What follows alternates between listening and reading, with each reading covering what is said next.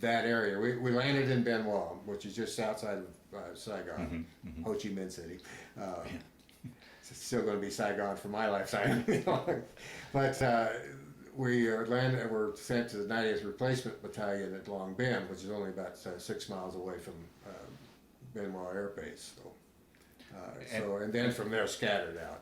And what was that like? I've always heard when you land and they open that door and you walk out that door. What was that? It's an impression. That's strong. To back up a little bit, we took off from Anchorage, and of course it's a 22-hour flight, so it's a long flight, and guys, you sleep off and on, and so we wound up landing in Tokyo.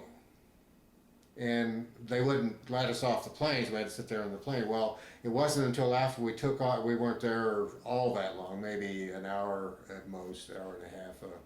But we found out the reason we had to land there was because so they could refuel again.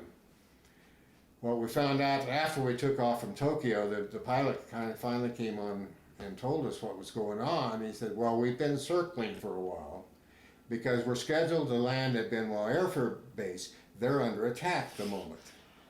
And so we've been circling. Well, we circled so long we ran out of fuel, so we had to go into Tokyo, refuel, and it still took us a while to get from Tokyo down to Bien Hoa because they were waiting for everything to get cleared out at the airport. And they said, once we get there, and here again, there's no jetways. I mean, once we get there and they roll the steps up to the plane, get off the plane as quickly as possible, and there's some blue buses out there, head for the buses.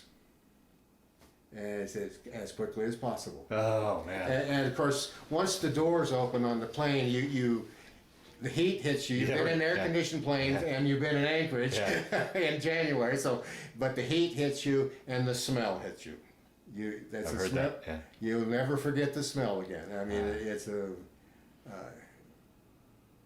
matter of burning feces and burning oil and diesel that they use, and then cooking fires, etc.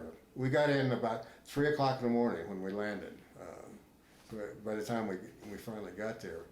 And so we got on the blue buses, and like I say, we had to go over to Long Binh to 90th Replacement Battalion, which, like I say, was about 6 miles away, and which takes you from Bien Hoa through the town of Bien Hoa, which was just a little small village, really, but at 3, by this time, it's about 4 o'clock or so. But getting close to the time when the natives are waking up. And as we went through town, you could see their cooking fires out in front of their houses.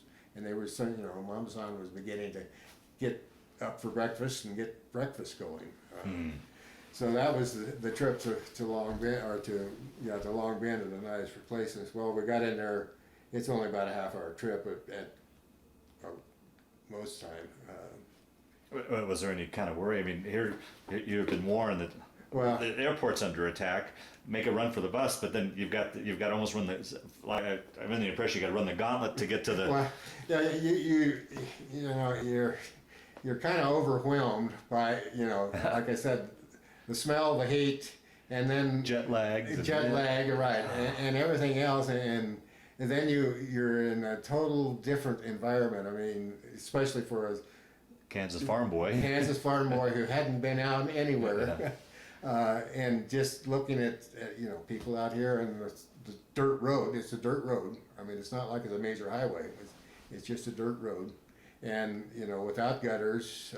I don't know if anybody's been to Southeast Asia. They've seen this, and it's still, but narrow dirt roads, and the houses are just right up close to the road, and a lot of the washing, cooking, etc. goes on because it's hot inside, so it's cooler outside, especially at 4 o'clock in the morning. So you ride in this bus, which were Air Force buses, blue Air Force buses, 32 passengers, something like that, but all had screen over the windows. So they weren't air conditioned, that's for sure, but you open the window, but in order to keep grenades and things from being tossed into the bus, they all had screens on the windows.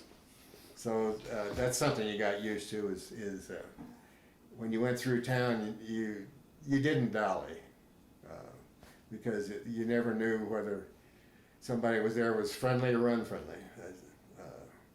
So that's kind of what you were thinking about on the bus trip over, which everything going. Of course, part of it also was it was light enough, or you could see, or I could see enough that part of the town had been shelled. There were broken buildings. Of course, I saw more of that later when daytime and later in the year. But even that's kind of your first. Welcome to Vietnam. Wow. So, oh my.